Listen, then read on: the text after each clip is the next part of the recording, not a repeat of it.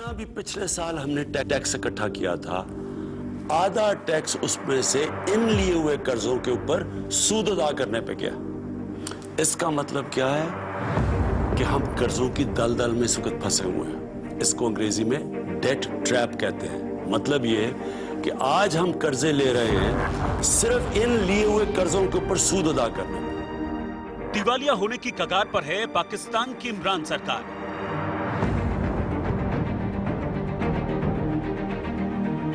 गंभीर वित्तीय संकट से जूझ रहा आतंक का पनाहगार।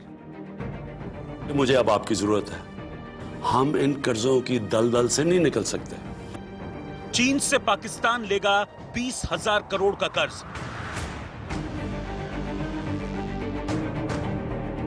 सीपीएसई मेन लाइन 1 प्रोजेक्ट के लिए कर्ज लेगा पाकिस्तान। समझ लें कि ये हमारी तीसरी बड़ी डैम है। चीन के चंगुल में बुरी तरह फंसता जा रहा है कंगला पाकिस्तान।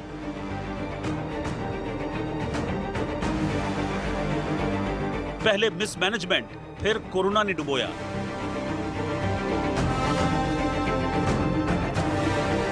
अरबों के कर्ज में डूब चुके पाकिस्तान का क्या होगा?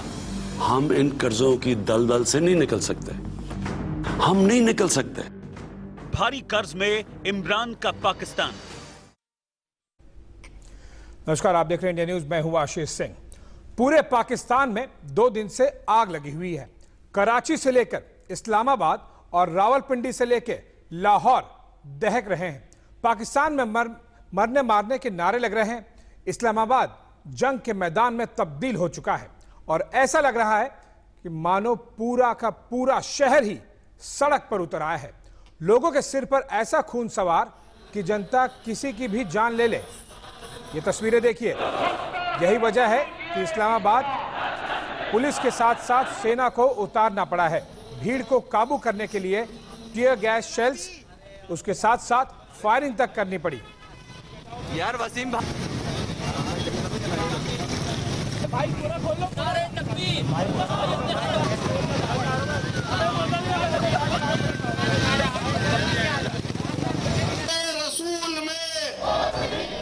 रावलपिंडी भी 2 दिन से जल रहा है।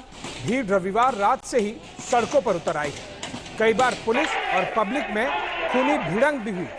एक मौलाना ने पूरे देश में धर्म के नाम पर आतंक मचा रखा है और यह आग फ्रांस में हुई घटना के बाद फैली है।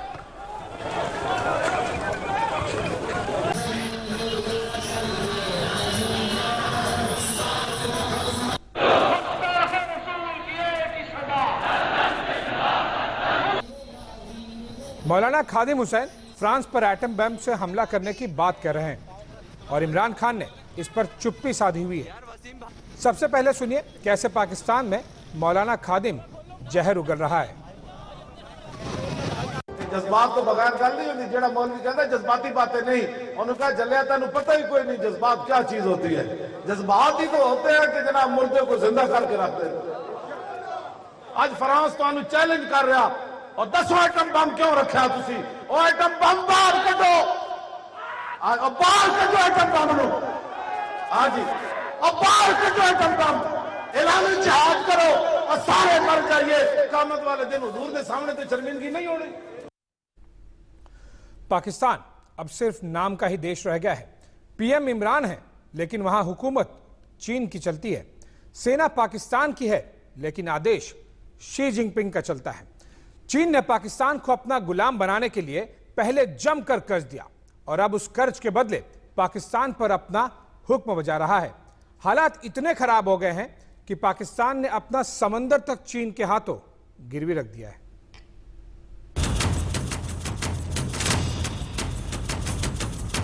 आपकी टीवी स्क्रीन पर दिख रही ये तस्वीरें पाकिस्तान के प्रधानमंत्री इमरान खान के उन दावों की पोल खोलती है जिनमें वो अक्सर ये राग अलापते रहते हैं कि पाकिस्तान में सब चंगा सी।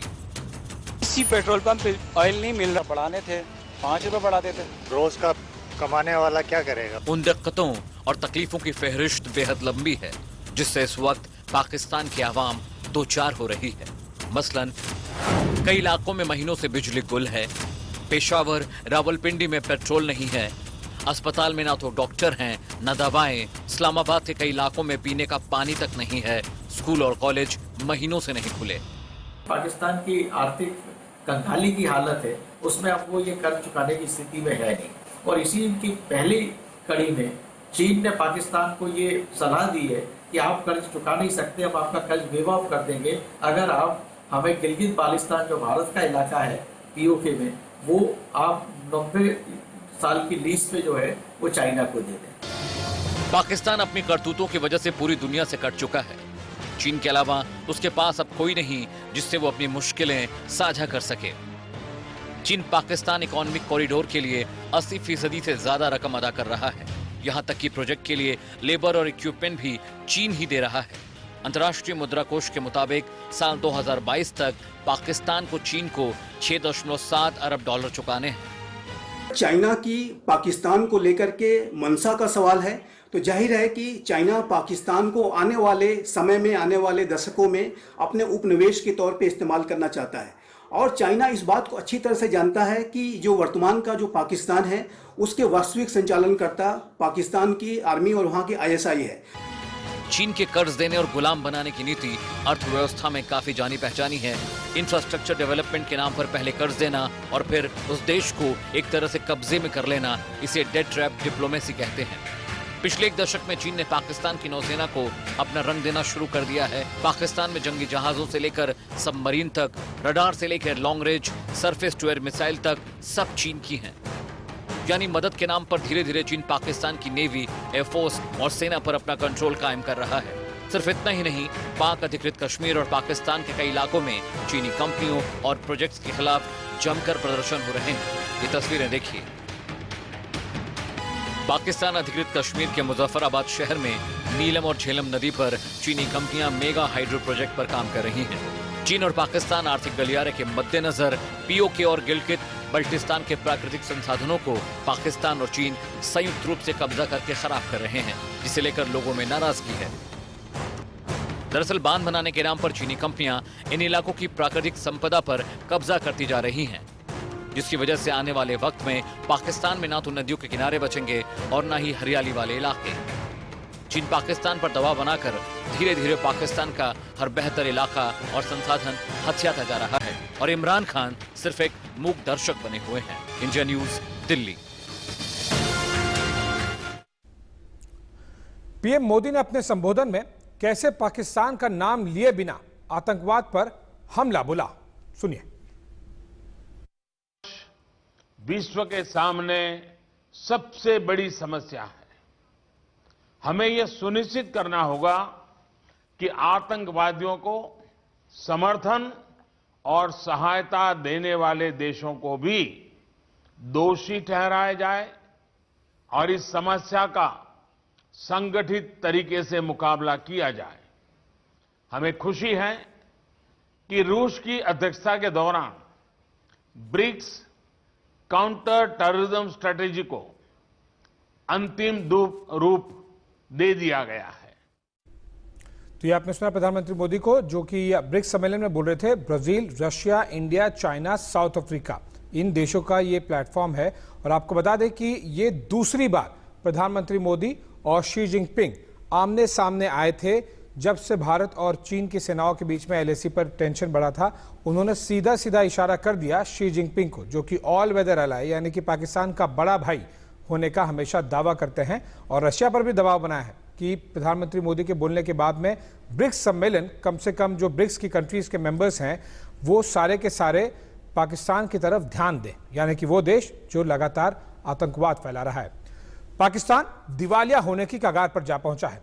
एक रिपोर्ट के अनुसार पाकिस्तान चीन से 2.7 अरब यानी लगभग 20,000 करोड़ रुपए कर्ज लेने की तैयारी में है।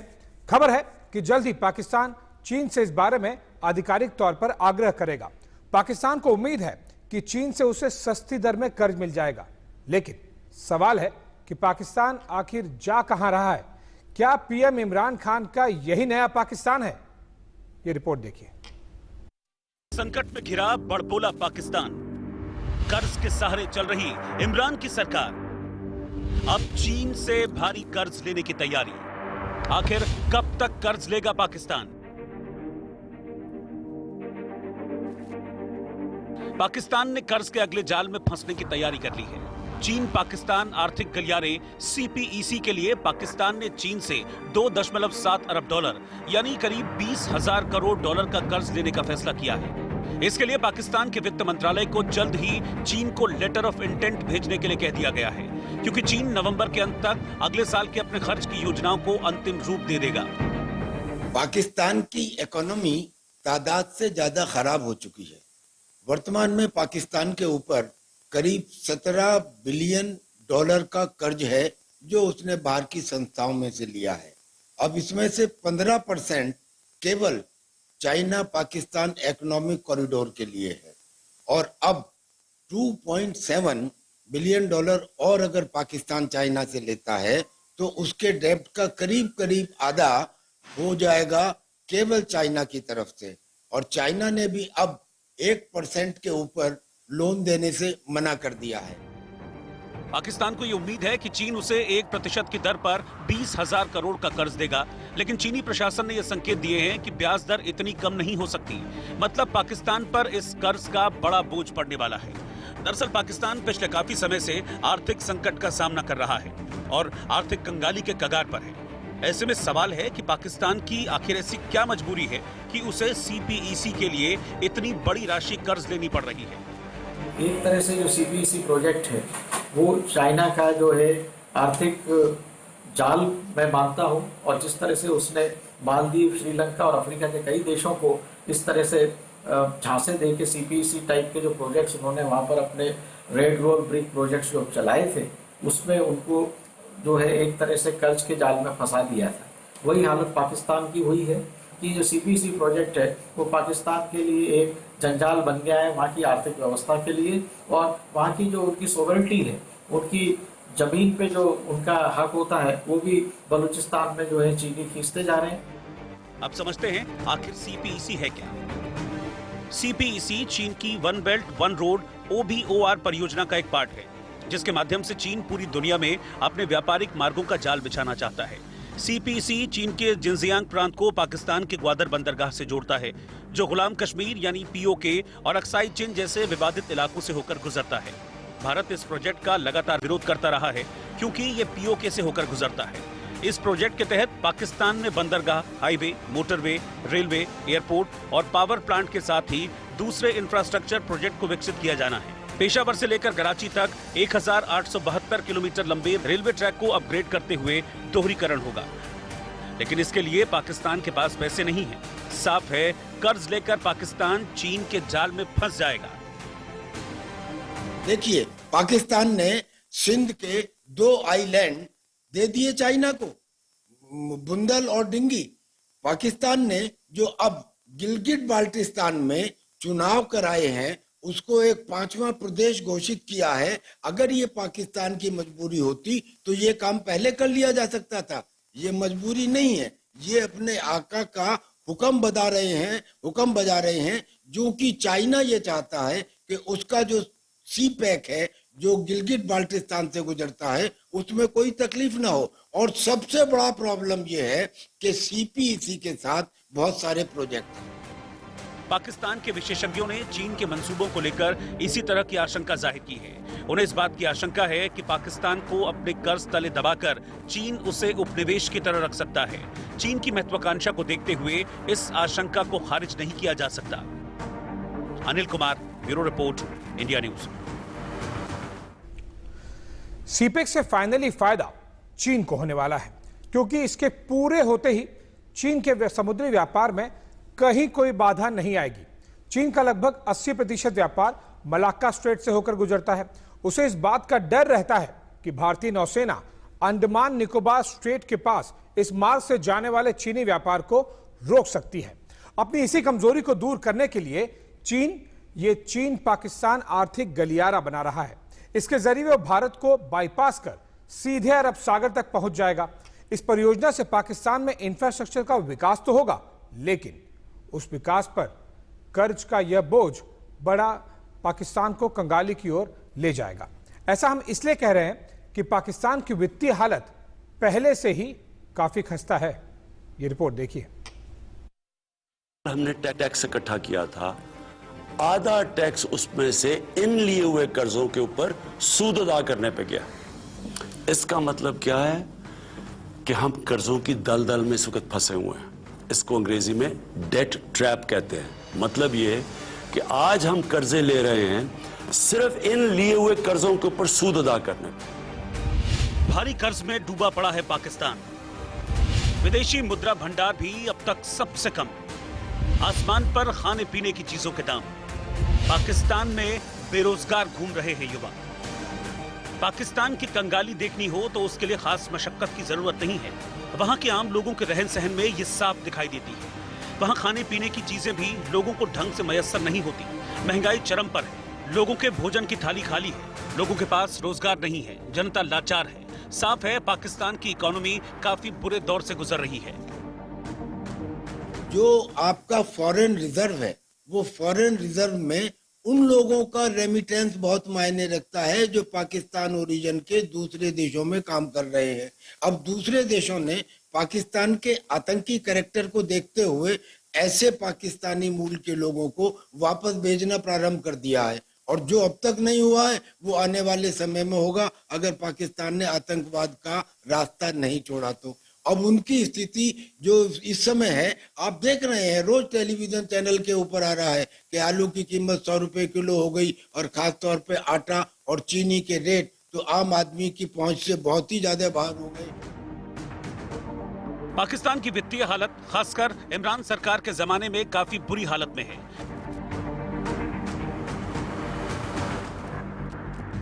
पाकिस्तान का वित्तीय घाटा काफी बढ़ गया है। पाकिस्तान पर 6 लाख करोड़ से ज्यादा का कर्ज है जो उसने विश्व बैंक और एशियाई विकास बैंक से लिया है। पाकिस्तान की अर्थव्यवस्था परचेजिंग पावर के मामले में दुनिया भर में 23वें नंबर पर है। वहीं नॉमिनल ग्रॉस प्रोडक्ट के मामले में ये 42वें स्थान पर है। पाकिस्तान में लार्ज स्केल मैन्युफैक्चरिंग का क्षेत्र अभी तक दबाव में है। इसी तरह कृषि क्षेत्र में भी बहुत ज्यादा वृद्धि नहीं दिख रही। पाकिस्तानी रुपया डॉलर के मुकाबले साल दर साल कमजोर होता जा रहा है। पाकिस्तान का विदेशी मुद्रा भंडार भी लगातार कम हो रहा है। अभी ये 12 अरब डॉलर के आसपास है। पाकिस्तान की अर्थव्यवस्था पहले ही झोले खा रही थी। पाकिस्तान की अर्थव्यवस्था को सबसे पहले तो तब बिगड़ना शुरू हुआ जब उसने सीपीईसी प्रोजेक्ट के लिए कर्ज लिया और फिर कर्ज का ब्याज चुकाने के लिए दूसरे देशों से कर्ज लिया। अरबों डॉलर के कर्ज का इंटरेस्ट भरना भी अब पाकिस्तान के बस में नहीं रहा।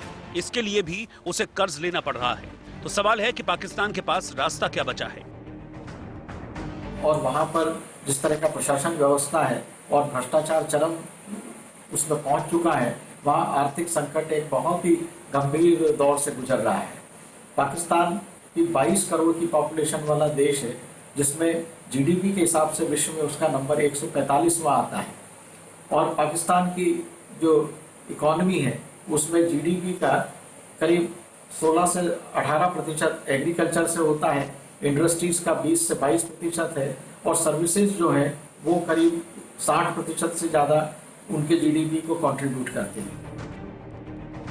एक बात तो तय है कि पाकिस्तान की अर्थव्यवस्था को पटरी पर लाना आसान नहीं है, लेकिन नामुमकिन भी नहीं है। जरूरत मजबूत राजनीतिक इच्छा शक्ति की है जो इमरान सरकार में कहीं नहीं झलकती। Anil Kumar, bureau report, India news. एक छोटे से ब्रेक ले रुके, लेकिन उससे पहले हेडलाइंस में नजर डाल लें।